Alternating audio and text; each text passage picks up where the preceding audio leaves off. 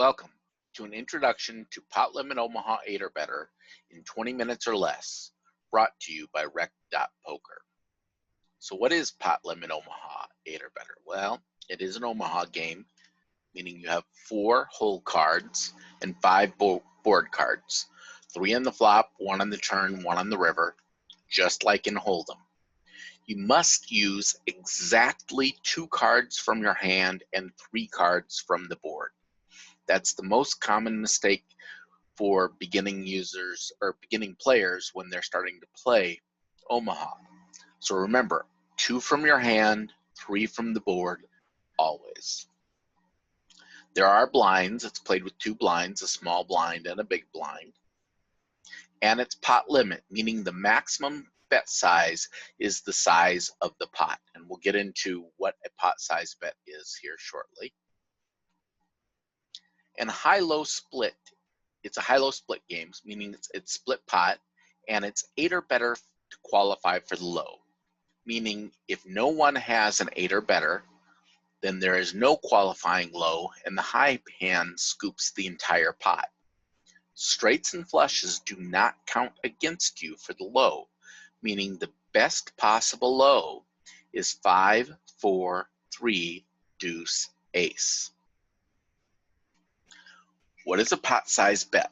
Well, let's look at a couple of scenarios for that.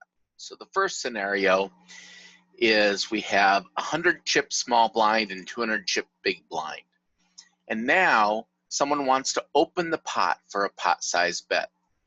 Well, the first thing you have to do is you have to include the call of the current bet, which is the 200 chip big blind, as part of the pot. So you'd say 100 for the small blind, 200 for the big blind, plus the 200 chip call means there's a 500 chip pot. So you can raise 500 chips on top of the current 200 chip bet, meaning the entire bet size would be a 700 chip bet. 200 to call the current bet plus 500 to match the current pot size. So scenario 2. Let's assume it's on the turn or river, and there's 1,000 chips in the pot. Player A bets 1,000 chips, which is a pot size bet. That's simple enough. Now player B decides to raise a pot size bet, and they raise 4,000 chips.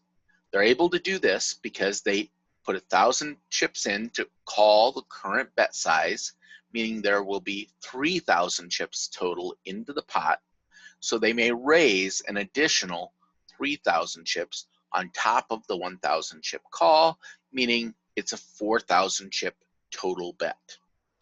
So I'm not going to go through more scenarios like this, but if you're playing online, you can just hit the pot button and it'll automatically calculate it for you. Here are a few examples on how to read the board in Omaha. If you're familiar with Omaha already, you can skip this. But let's say for the high hand here, the nuts would be a 6 and a 5 of spades would make a 6 high straight flush. That it would be the nuts. The nuts for the, with this particular hand, or I mean the hand you would have if you had 3 aces and a king, would be what? Well, you don't have a flush because you cannot use all 5 board cards. You would have to have 2 spades in your hand in order to have a flush. You have no spades in your hand. Likewise, you do not have quads because you cannot use the 3 aces from your hand. You may use only 2 of those aces. Therefore, with this particular hand of 3 aces and a king, on this particular board, your hand is trips. You have trip aces.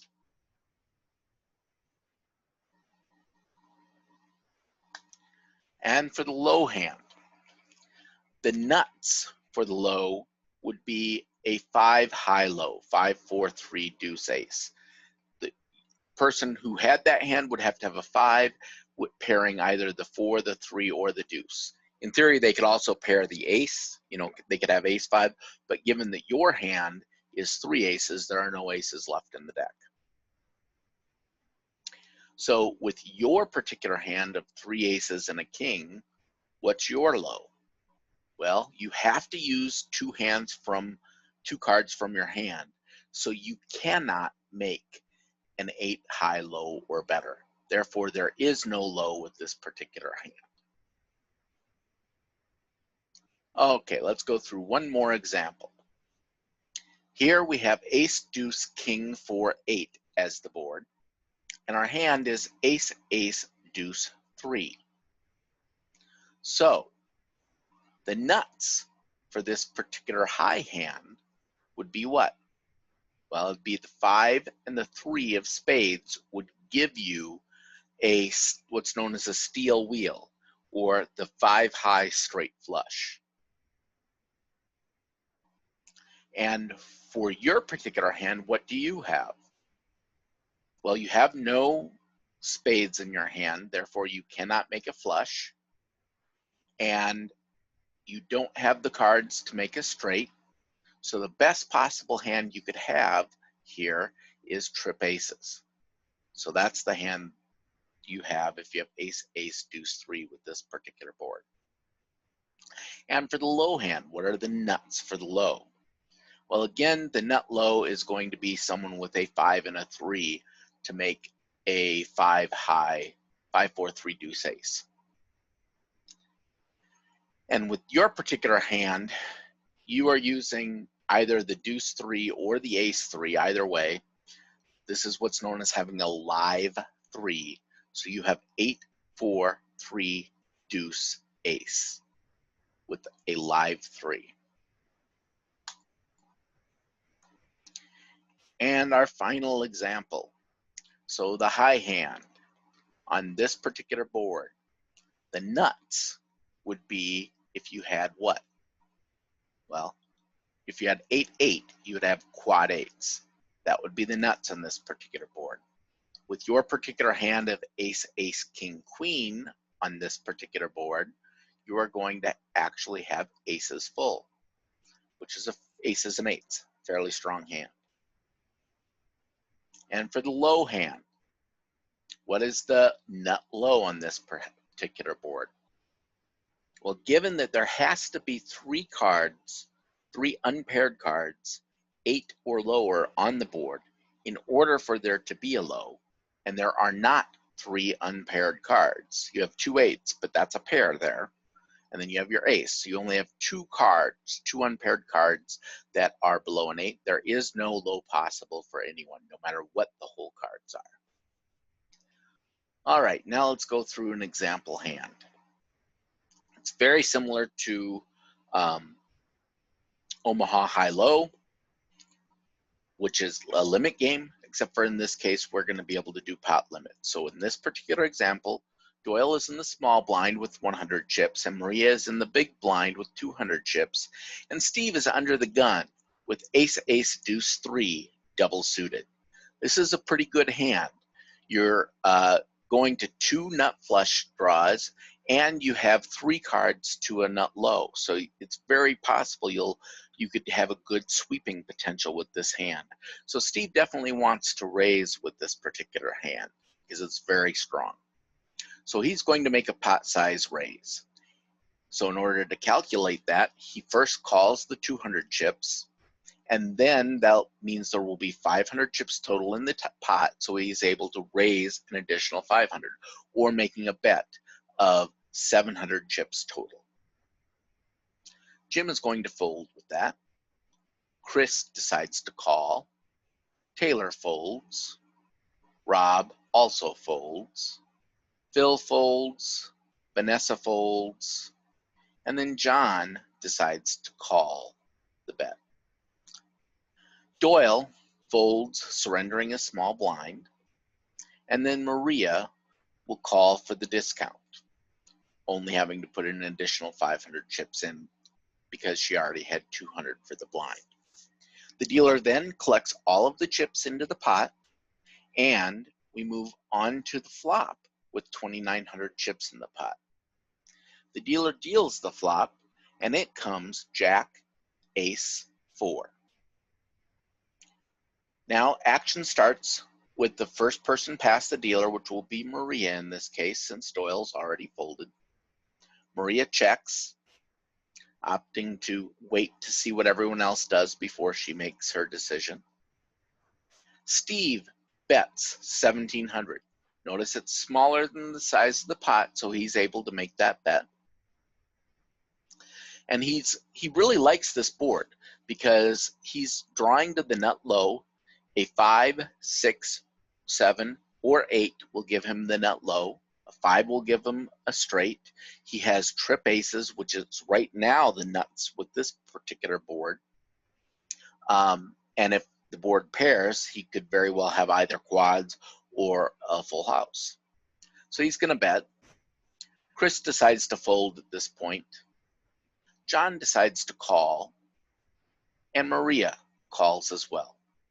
So then the dealer pulls all of the chips into the pot, and we move on to the turn with 8,000 chips in the pot. Maria is again first to act. Or first the turn card is dealt, it's the king of diamonds, and then Maria is first to act. She decides to check.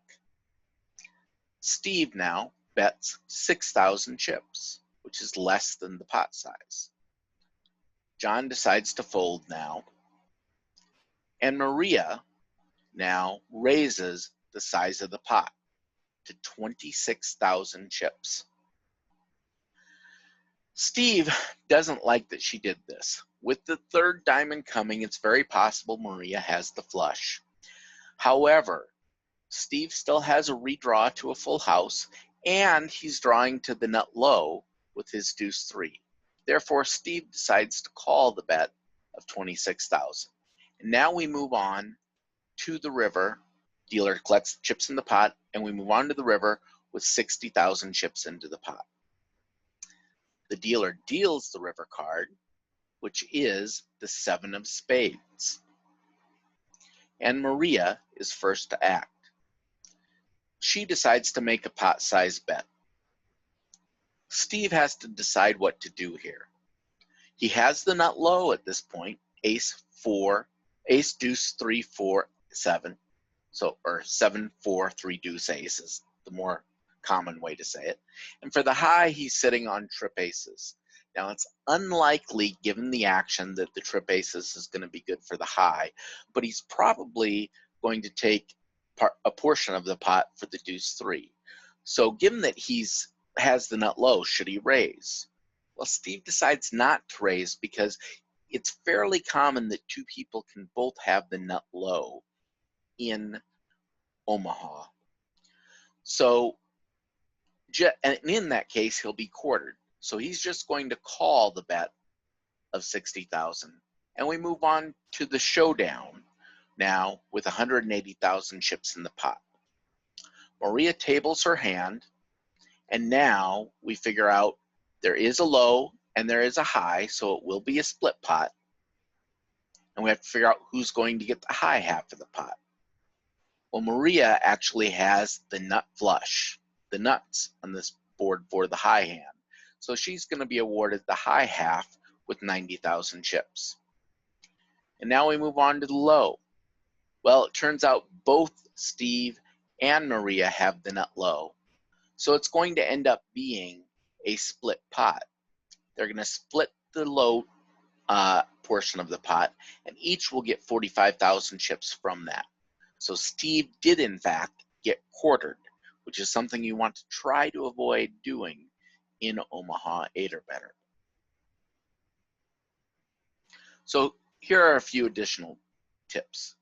Be very careful, try not to get quartered.